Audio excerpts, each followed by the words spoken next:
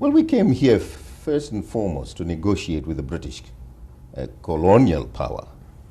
In other words, the existence or the presence of the Smith regime here is quite irrelevant. We have regarded them as an extended British delegation, and at no time did we recognize them as a delegation in its own right. Yesterday, a couple of the American officials in the Kissinger party called what's been going on in Geneva a tribal dance. And they really don't feel that much progress will be made until the next set of meetings. How do you react to a Well, if it was a dance to our own tune, and not a dance to the Kissinger tune. And we are happy that if we have danced, we have remained constant. Our step has been always that there must be a transfer of power to the people of Zimbabwe as such, and not that there should remain effective power in the hands of the settler community, which is what Kissinger had intended should be achieved by Geneva. Do you feel that will you first of all return to the talks when they resume, if they resume? Well, that depends entirely. If the circumstances are correct.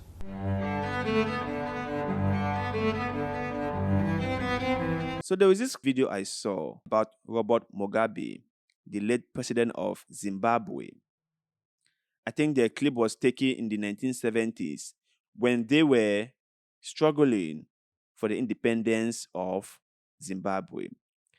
I want you guys to watch this clip very well so that we can all understand what went into forming Zimbabwe as we know today. And also, kindly let me know if Mugabe stayed in power for the length of time that he did was a great thing for Zimbabwe or not. So, watch the clip. Do you feel that will you first of all return to the talks when they resume, if they resume? Well, that depends entirely. If the circumstances are correct, namely that the British will regard it as the guiding theme of the conference, that there should be transfer of power to the people of Zimbabwe, we shall consider attending. But if it is to share power with the white community, which apparently has emerged as the new thinking on the part of Britain, that of course we shall resist. Guerrilla activity is escalating at a very rapid rate right now in Rhodesia, and you claim to represent the fighters of the country. Are you responsible for giving instructions that the fighting should escalate? We are responsible for guiding the war, for supervising it. We started our liberation struggle in earnest in 1966. It has continued ever since. And there is absolutely nothing new. If there is escalation, this escalation is something that is to be expected in any liberation struggle. But do you, in Geneva, have contact with the fighters in the field? Yes, of course. We are the head of the army. ZANU is running the war. We started it. We have nurtured it. And therefore it is our war.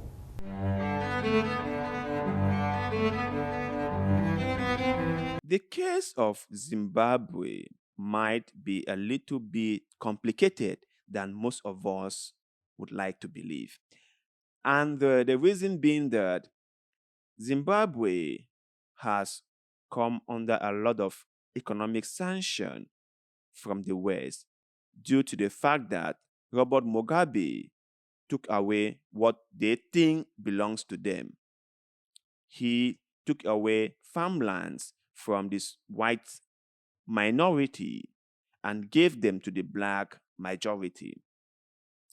And so the whites were pissed off, and their European friends or their European brothers decided to punish Zimbabwe and Robert Mugabe. So they placed a lot of economic sanction on the country. And that has led to the image we now have about Robert Mugabe and Zimbabwe.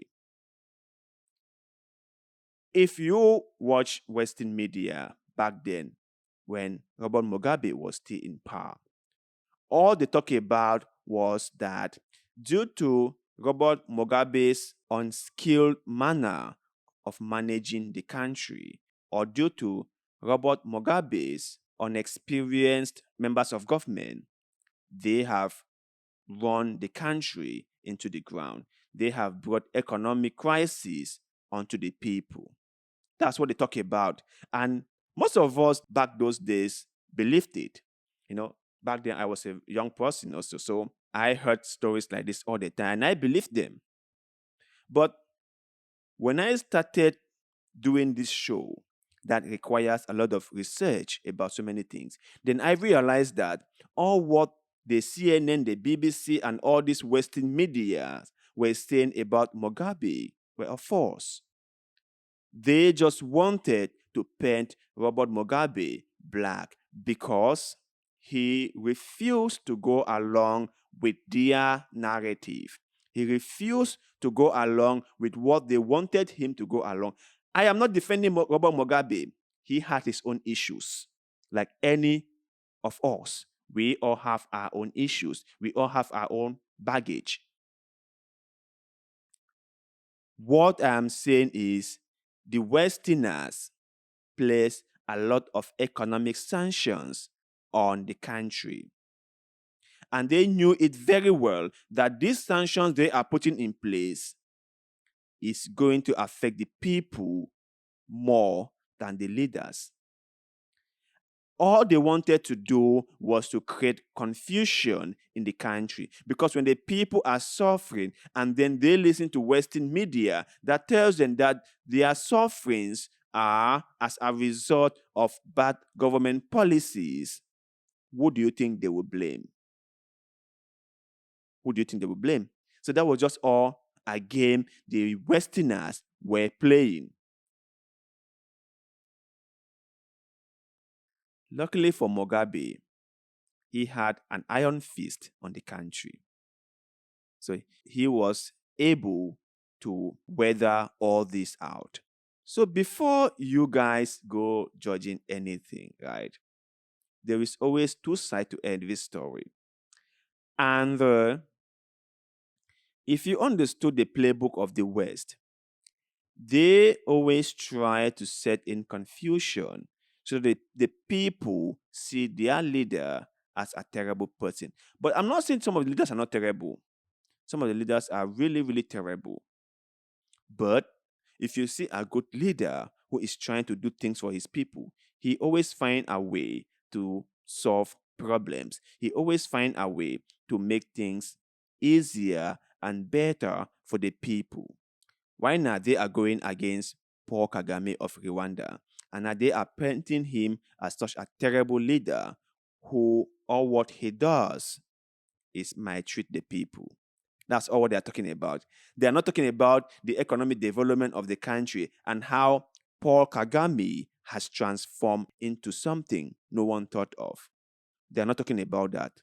All what they talk about is how he is maltreating the people, how he is committing a lot of human rights violation in the country, and so on and so forth. It was the same thing they said about Robert Mugabe.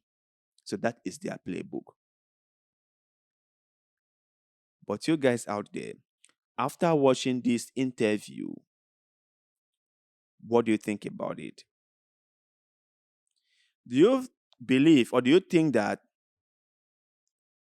along the line, when Robert Mugabe was still the leader of Zimbabwe, he made a lot of mistakes that led the country into what it is today? Or do you think that however the country is today has nothing to do with Robert Mugabe's ruling? Share your thoughts and opinions with us in the comment section below, because like always, we love hearing what you have to say. And also, do not forget to like this video, share this video, follow our Facebook page, and most importantly, subscribe to this channel, because little deed of goodwill, like the one you've just done, help us a lot, and we shall forever be grateful to you. So thank you very much for doing just that. And like always, see you in the next one.